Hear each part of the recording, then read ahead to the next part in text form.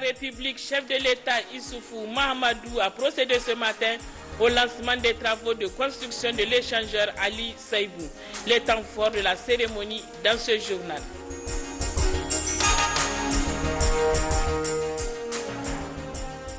Lancement ce matin du dialogue pays dans le cadre des consultations nationales sur les priorités du programme de lutte contre la tuberculose. Les détails dans quelques instants. Le temps passe, l'échéance approche, mais la détermination et l'engagement du président de la République, Issoufou Mahamadou, restent inflexibles. Une promesse reste une promesse et le chef de l'État tient fermement à la réalisation des édifices structurants pour la ville de Niamey.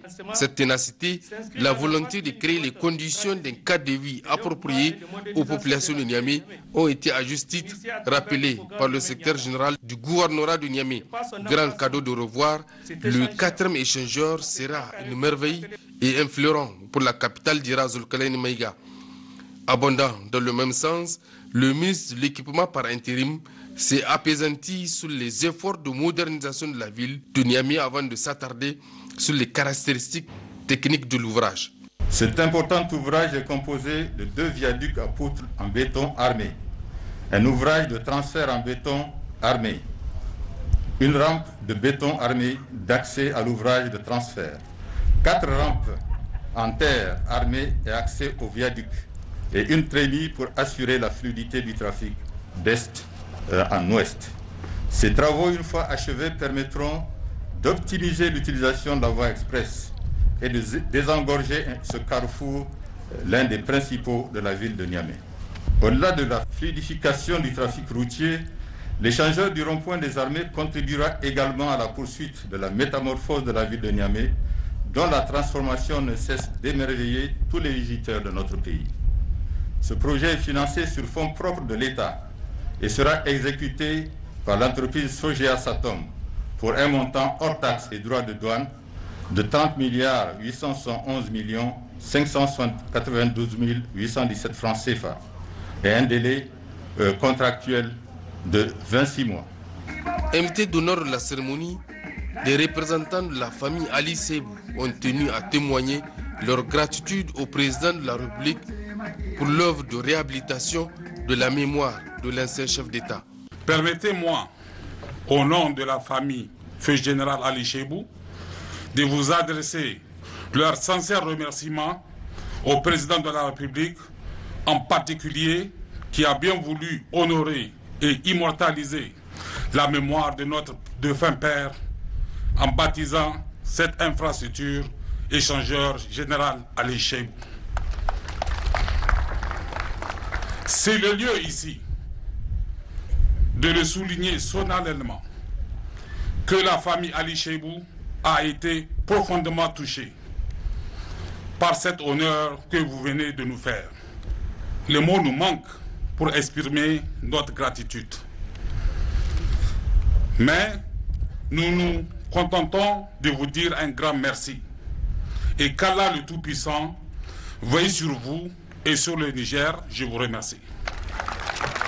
En présence d'éminentes personnalités, notamment les présidents des institutions de la République, des membres du gouvernement, des députés, du corps diplomatique et de hauts responsables des forces de défense et de sécurité, le président de la République a procédé au dévoilement de la plaque qui détaille les caractéristiques techniques de l'ouvrage. C'est la modernisation de la ville de Niamey qui se poursuit. C'est la transformation de la ville de Niamey qui continue. Cette modernisation n'a pas de fin.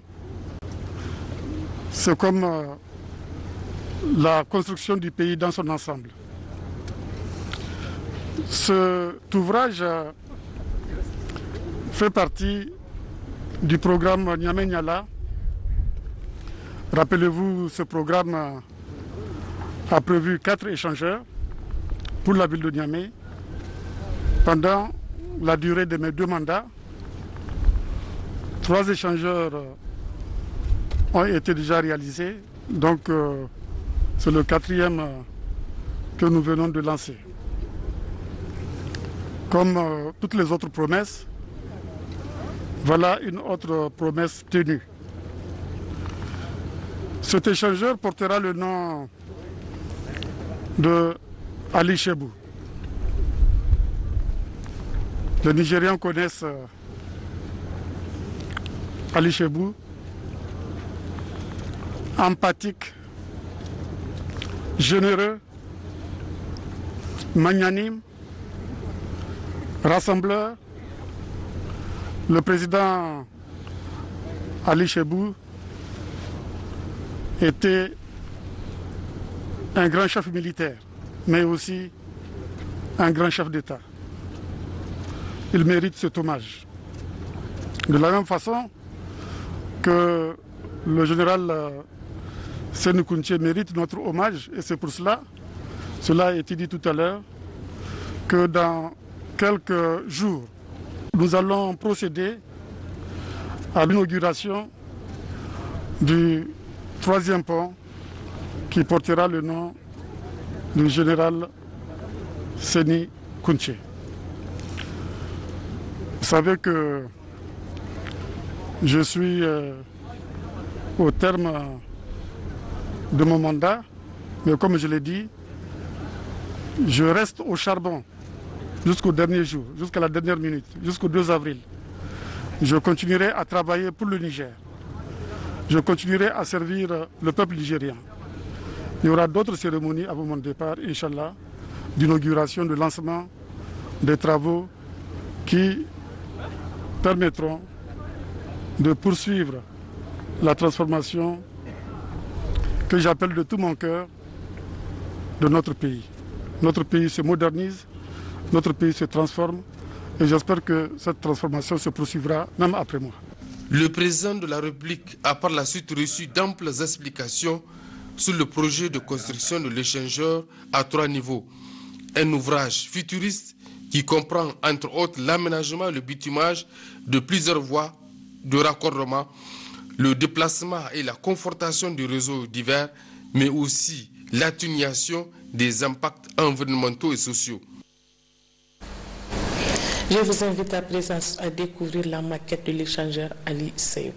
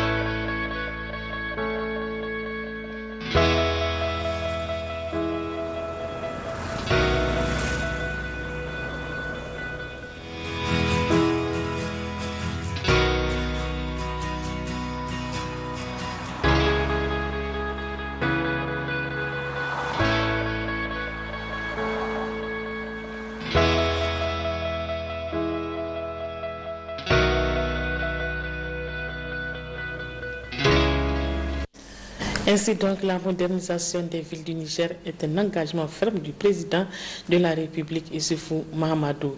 Toutes les régions du pays sont concernées. À Maradi, Tibiri, la capitale du Goubir, a bénéficié d'un pont qui traverse le Goulbi. Ce matin, le gouverneur Zakari Marou était sur les lieux pour s'enquérir de l'état d'avancement des travaux de cet ouvrage exécuté dans les règles de l'art. Le point avec Sanana Tahi et Nasser Nakakali.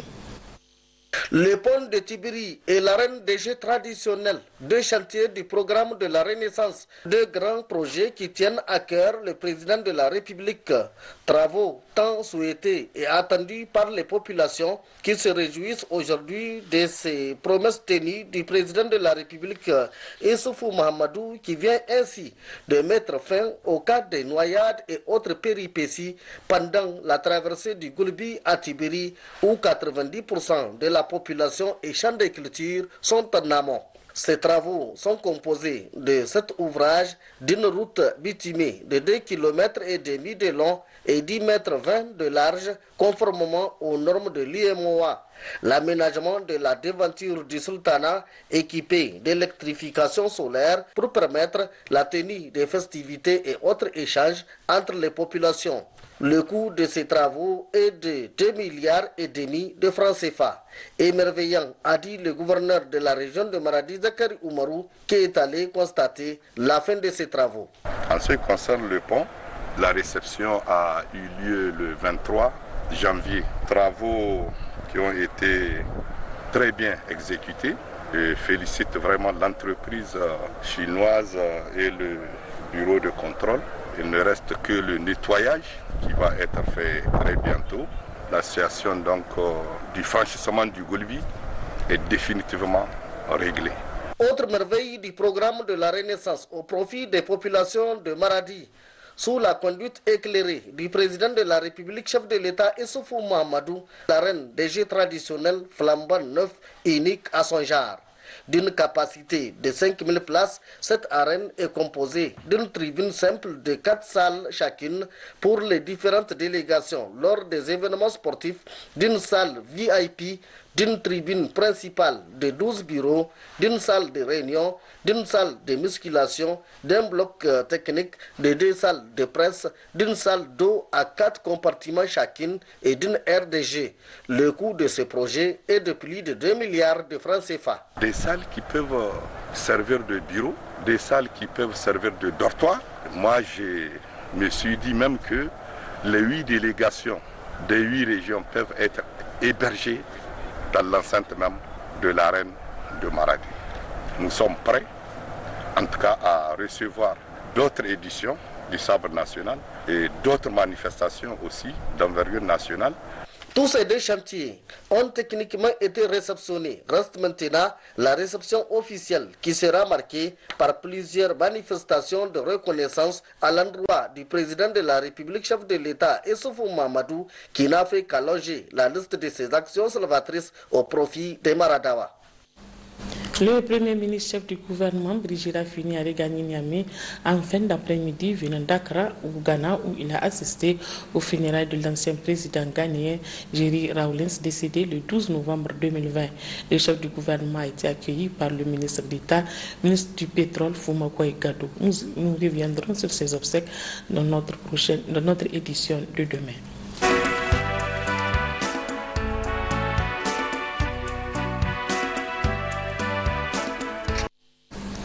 Le Premier ministre chef du gouvernement a reçu hier après-midi un groupe de jeunes ingénieurs au centre de discussion la création d'une entreprise start-up. Après s'en est suivi un don de viseurs contre la Covid-19 au ministère de la Santé publique. Le point avec Awa Mamoudou et Habibou Abdraman. L'entrepreneuriat des jeunes au Niger continue de donner ses fruits. En effet, un groupe de jeunes ingénieurs en instrumentation biomédicale a été reçu par le Premier ministre Brigitte Raffini. Grâce à leur génie créateur, ils ont pu fonder une entreprise appelée la start-up Yaï-Mec, qui a pour finalité plusieurs activités: l'impression 3D, le développement d'applications web et mobiles, et aussi le développement des cadres électroniques. À travers ces innovations, ils ont développé divers produits, dont les viseurs connectés et simples. Viseurs qui permettent de lutter efficacement contre la Covid-19. Ainsi, ces quelques 1000 viseurs qui ont été offerts par ces jeunes talents au ministère de la Santé publique. La viseur connectée qui permet à l'utilisateur de respecter la distanciation sociale, et de mesurer sa température et aussi de les guider dans les lavages de mains, c'est-à-dire se laver les mains pendant 20 secondes, tel qu'est recommandé par l'Organisation mondiale de la santé. Et cette viseur nous a permis de gagner un concours organisé par l'UNDP à l'échelle internationale. Le chef du gouvernement, Brigitte Raffini, n'a pas caché sa satisfaction et promet de les accompagner partout où besoin se fera sentir. Un projet nigéro-nigérien avec des jeunes décidés à créer pour l'intérêt du Niger, créer ces opportunités-là pour nous permettre de tirer notre épingle du jeu dans cette adversité de la pandémie au Covid-19. Et avec, dans le même esprit, certainement, ils auront d'autres applications qui vont prospérer dans les différents domaines de la vie. Alors vraiment, ces jeunes talents, nous les félicitons. Nous sommes très fiers d'eux. Et nous nous engageons à les soutenir. Et nous voudrons demander aux autorités sanitaires, puisque dans un premier temps, c'est dans le domaine de la santé qu'ils se sont investis. Il va falloir effectivement que toutes les dispositions soient prises pour les accompagner, pour perfectionner davantage les recherches qu'ils font, les produits qu'ils ont déjà commencé à produire, à disponibiliser. Et nous sommes très très fiers en tout cas de cette activité des jeunes gens qui ne demandent qu'à être accompagnés. Et nous allons les accompagner, Inch'Allah. Le ministre de la Santé publique par intérim, Ahmed Boto, a pour sa part indiqué que ce don vient à point nommé, car l'actualité oblige, la pandémie sévit toujours dans notre pays. Aujourd'hui, ce que nous avons observé dans le domaine de la santé est très édifiant parce que, avec le travail qu'ils sont en train de faire, je pense que ça va beaucoup booster le travail des professionnels et ça va également contribuer à la protection des populations contre la pandémie de la Covid-19. Je pense que c'est très important et comme l'a dit le Premier ministre, en tout cas nous allons faire tout ce que nous pouvons pour essayer d'accompagner ces initiatives qui nous paraissent en tout cas très importantes dans le cadre du travail que nous menons. Une réelle prise de conscience des jeunes se développe, créant donc les conditions de l'épanouissement et de création d'initiatives par cette frange de la population. La République de l'Inde a célébré hier 26 janvier 2021 sa 72e fête nationale. À cette occasion, l'ambassade de l'Inde au Niger a organisé une réception. C'était en présence de plusieurs invités. Le résumé avec Imnil Kasma Amadou et Hamidou Abdoulaye.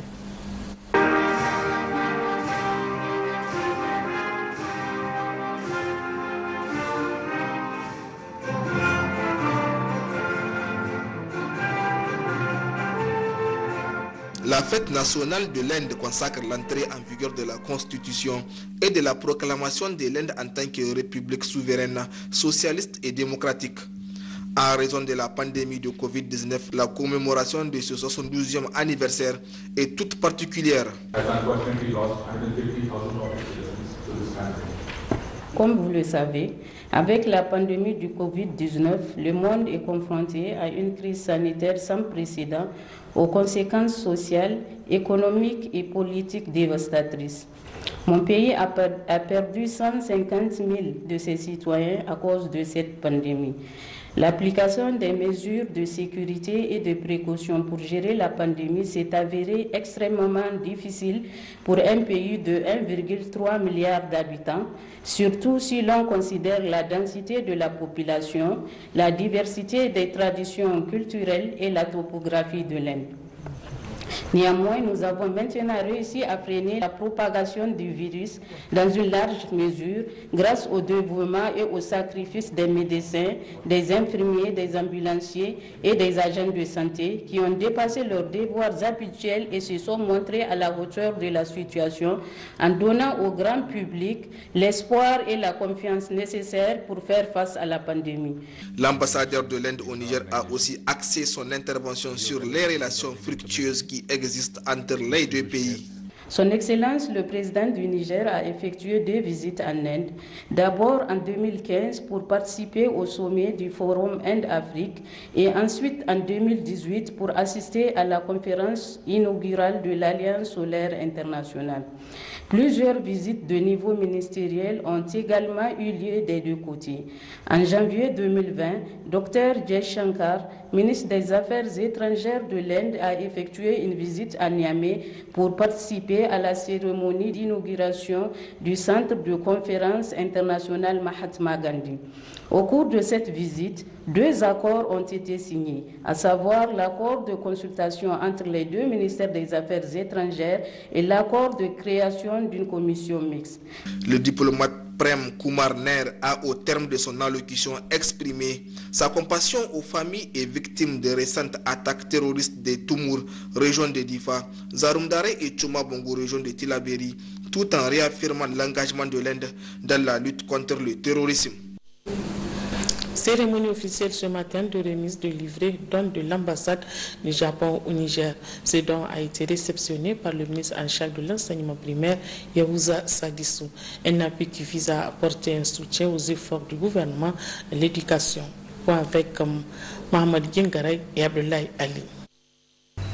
Il s'agit d'un don en fourniture de livrets d'exercice de mathématiques du cycle primaire à destination de 3500 écoles dans la région de Maradi. Ce don de l'ambassade du Japon au Niger, représenté ici par l'ambassadeur, a pour objectif global de renforcer la continuité de la diffusion de ce matériel innovant afin d'améliorer la qualité de l'éducation de base et les capacités d'apprentissage des élèves en mathématiques. L'ambassadeur explique la procédure de fourniture de ce don. J'ai l'honneur d'attirer votre attention sur le fait que cette fourniture a été réalisée par 3 différentes sortes de coopération japonaises. Le concept livret d'exercice mathématique a été élaboré par des experts japonais dans le cadre de la coopération technique. La production du livret a été prise en charge par la coopération financière non remboursable. Et enfin, l'acheminement de livrets aux écoles a été réalisé par les fonds de contrepartie, recettes de vente du riz, de l'aide alimentaire. Ainsi, je suis fier de vous annoncer que le Japon est prêt à soutenir le Niger dans ses efforts de développement économique et social avec tous les moyens mis à notre disposition. Après réception du don, le ministre Yahouza Sadissou a tenu à remercier la coopération japonaise multiforme au Niger.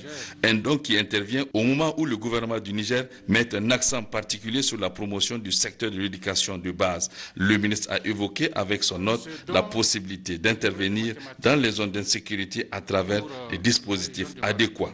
Et je pense que ce document va permettre à nos élèves, à nos enseignants, de mieux s'approprier de cette discipline et de mieux l'aimer, parce qu'elle est extrêmement importante dans la formation, dans toute la vie sociopolitique et économique de chaque nation.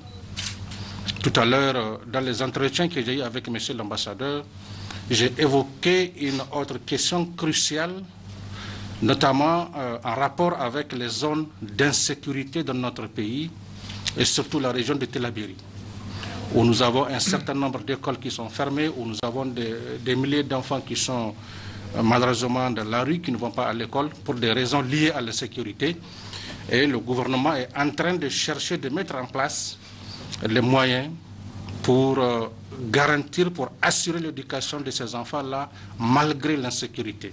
Ce projet, qui a connu des résultats probants dans la région de Tillabéri, a permis aux autorités nigériennes d'obtenir cette seconde phase qui concerne la région de Maradi. C'est pourquoi le ministre Yahouza Sadissou estime que ce projet École pour tous soit étendu sur toute l'étendue du territoire national. Le ministre de la Santé publique a officiellement lancé ce mercredi le dialogue pays dans le cadre des consultations nationales sur les priorités du programme de la lutte contre la tuberculose, une activité qui s'inscrit dans le cadre de la nouvelle allocation 2021-2022 du Fonds mondial. Le point avec Mariam Keita et Abdoulaye Ali. Le lancement de la présente activité dénommée Dialogue Pays se tient dans un contexte particulier, celui de la pandémie de la COVID-19. Une situation face à laquelle le ministre de la Santé publique se doit d'entretenir la population sur les enjeux de la politique du gouvernement en matière de lutte contre la tuberculose en général et les trois grandes pandémies en particulier que sont le sida, la tuberculose et le paludisme, ainsi que l'organisation Dialogue Pays. À cet effet, le ministre de la Santé devait préciser le souci du gouvernement pour l'atteinte de l'objectif 3 du développement durable de ces trois maladies d'ici 2030, et ceci dans le cadre global de la recherche des progrès durables en matière économique et sociale. En effet, le sida, la tuberculose et le paludisme sont chaque année la cause des décès de centaines de Nigériens, portant ainsi un coup dur à tous les efforts que nous déployons jusqu'à là pour sortir notre pays des affres de sous-développement. Il est prouvé que plus de la moitié des personnes infectées et affectées par ces trois maladies vivent en Afrique au sud du Sahara, alors que notre continent représente seulement 10% de la population mondiale. En plus, la majorité des personnes infectées est composée essentiellement des femmes et des enfants. Concernant la tuberculose, le taux de dépistage de toutes les formes de cette maladie est passé de 10 619 cas en 2017 à 10 838 cas en 2018. Le taux de succès thérapeutique est passé de 76% en 2012 à 83% en 2018 pour un objectif de 85% fixé par le Programme national de lutte contre la tuberculose. Notre pays se prépare à soumettre une demande de financement pour la composante tuberculose au plus tard le 30 avril 2021. L'élaboration de la demande nécessite l'identification des priorités liées à la lutte contre la maladie à travers l'organisation de consultations avec tous les acteurs objet du dialogue pays. Le Fonds mondial exige que pour chaque pays, il soit organisé un dialogue continu et inclusif avec l'implication des bénéficiaires des trois programmes et l'assurance de la contrepartie de l'État. Comme pour les cycles précédents, le dialogue pays constitue un axe majeur du cycle de financement 2020-2022 du Fonds mondial. Il permet d'aboutir à l'élaboration des stratégies de santé à travers un processus ouvert, inclusif et participatif, afin de demander des financements de la part de ce fonds. Occasion pour Ahmed Boto de remercier le Premier ministre Birji Rafini et l'ensemble des partenaires techniques et financiers en général et le Fonds mondial en particulier pour l'appui dans la lutte contre ces maladies. À tous les acteurs, le ministre de la Santé publique Ahmed Boto a demandé l'implication de tous pour la réussite des travaux que le Conseil national de coordination multisectorielle CCM Niger conduira au niveau de toutes les régions du pays en vue des résultats concluants autour des priorités de la lutte contre la tuberculose. Tendance Covid-19 au Niger, les résultats des examens virologiques de ce jour 27 janvier 2021 se présentent comme suit. 26 cas positifs, dont 12 chez les demandeurs de tests PCR Covid-19 pour un voyage et 14 alertes sur 362 tests réalisés à la Covid-19, dont 3 de sexe féminins, 23 de sexe masculin.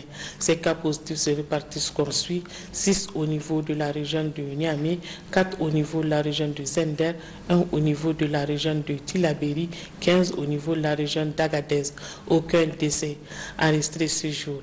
À ce jour, ce sont 12 624 personnes testées, 4 433 sont déclarées positives à la COVID-19, parmi lesquelles 3 583 guéris, 153 décès, 697 cas actifs, 68 en hospitalisation, dont 3 en réanimation. Le gouvernement attire l'attention des populations sur le fait que le virus circule fortement au niveau communautaire avec de plus en plus de cas présentant des signes souvent graves. Aussi, le gouvernement invite la population au respect strict de toutes les mesures prises. Le port de masque, le lavage des mains à l'eau et au savon et l'utilisation du gel hydroalcoolique doivent être strictement respectés en toutes circonstances. Pour toute information, appelez le 15 ou le 93 59 18 02. Le gouverneur de la région de Tillabéri a présidé ce matin la réunion ordinaire du Conseil régional de sécurité dont il est le président. La rencontre s'est également penchée sur la situation sécuritaire dans la région en prélude, notamment au prochain deuxième tour des élections présidentielles. Le point avec Aden Algalas et Ousmane Sani Abdou. On prit part à cette rencontre du Conseil régional de sécurité sous la présence du gouverneur Ibrahim Tidiane Katialla, l'ensemble des préfets de la région et les responsables régionaux des forces de défense et de sécurité. Au cours de cette importante rencontre, le gouverneur de la région de Tillabéri, président du Conseil régional de sécurité, a rappelé aux participants membres du Conseil le rôle et la mission dévolue à celui-ci avant de mettre en exergue les événements liés à l'insécurité perpétrés dans la région et qui ont endeuillé les Nigériens dans leur ensemble. Le gouverneur a en outre fait remarquer avec insistance que l'insécurité constitue un des défis majeurs qu'il faille relever dans la région, en ce que cette situation impacte négativement la vie socio-économique des populations.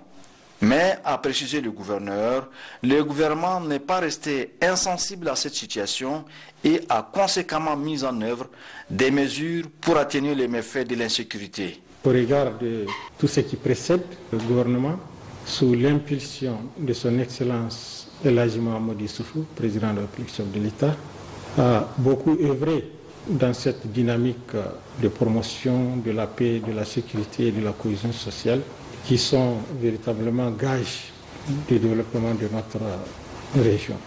Il faut préciser également que la mise en œuvre de l'état d'urgence a eu un impact considérable sur la vie socio-économique de notre région. D'où la nécessité de s'investir individuellement et collectivement pour que véritablement cette paix très chère aux autorités de la 7e République puisse être consolidée et pérennisée dans l'intérêt de cette population.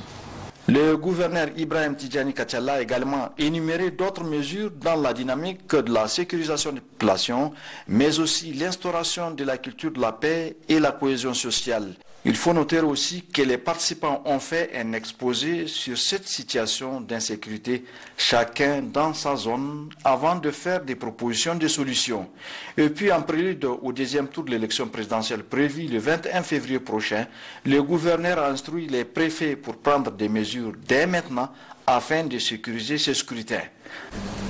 Restons à Tillabéri où la commission régionale de conciliation chargée de trouver un accord des parties sur les indemnités d'expropriation des terrains s'est réunie ce matin pour valider le rapport des commissaires enquêteurs sur le projet des 15 000 parcelles à Bangoula. Le point avec Joupo Issa et Ousmane Sani Abdou. Il s'agit au cours de cette rencontre présidée par le préfet de Kolo, Sad Morou, d'examiner et valider le rapport du commissaire enquêteur sur le projet d'acquisition de 15 000 parcelles à Bangoula, la viabilisation et la construction de murs de clôture sur chacune de ces parcelles. À cette occasion, le préfet, après avoir souhaité la bienvenue aux membres de cette commission, a appelé les uns et les autres à apprécier de façon objective le rapport du commissaire enquêteur, d'y apporter les corrections nécessaires avant de les transmettre aux hautes autorités de l'État. Pour ce faire, le préfet Sad Morou a souhaité que la séance se déroule dans une ambiance très fraternelle en vue de dégager un bon résultat. Le DG de l'urbanisme et du logement a indiqué que le rapport du commissaire enquêteur est une enquête du directeur régional de l'urbanisme et du logement de Tillabéri, consistant à déterminer les propriétaires terriens. Le projet acquisition de 15 000 parcelles, viabilisation et construction de clôtures sur chacune des parcelles a été initié par le gouvernement dans le cadre du programme de la Renaissance et à la demande du Conseil national du travail. Les travaux d'aménagement envisagés dans le cadre de ce projet-là ont été déclarés d'utilité publique par un décret pris en Conseil des ministres. Ça veut dire que le site objet de ces travaux-là est soumis normalement à l'expropriation. Il est question normalement de mener une enquête publique pour déterminer la propriété du terrain concerné. Et aujourd'hui, les travaux auxquels nous avons participé concernent la validation de ce rapport du commissaire enquêteur. Il faut noter que ce rapport du commissaire enquêteur, une fois validé, il sera procédé à la négociation des indemnités d'expropriation du terrain visé.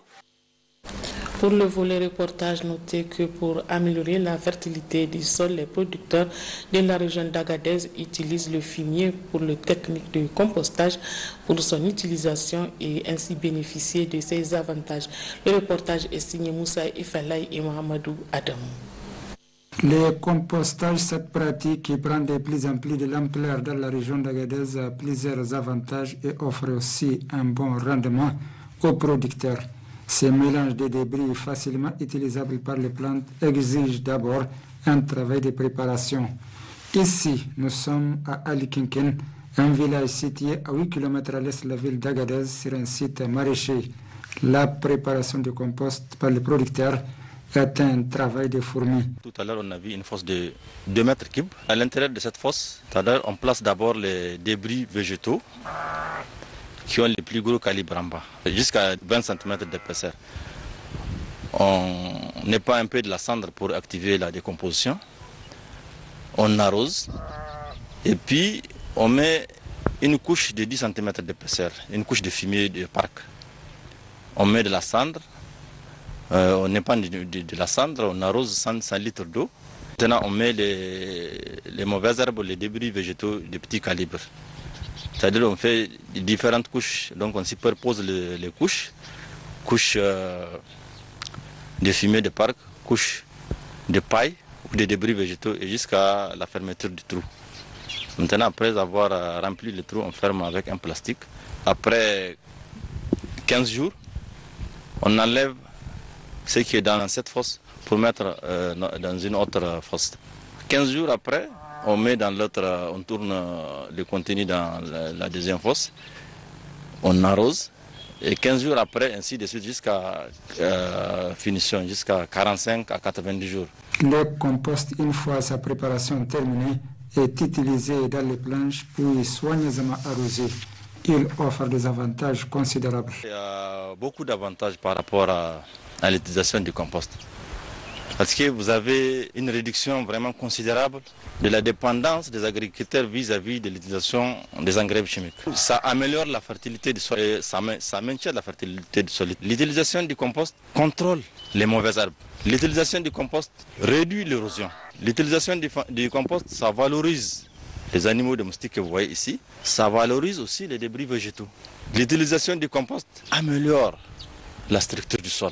La technique de compostage de plus en plus pratiquée par les producteurs de la région d'Agadez sur la base des débris permet d'apporter au sol des matières organiques stables de grande valeur, riches en éléments minéraux. Son utilisation par les producteurs de la région d'Agadez offre des résultats exceptionnels en termes de production.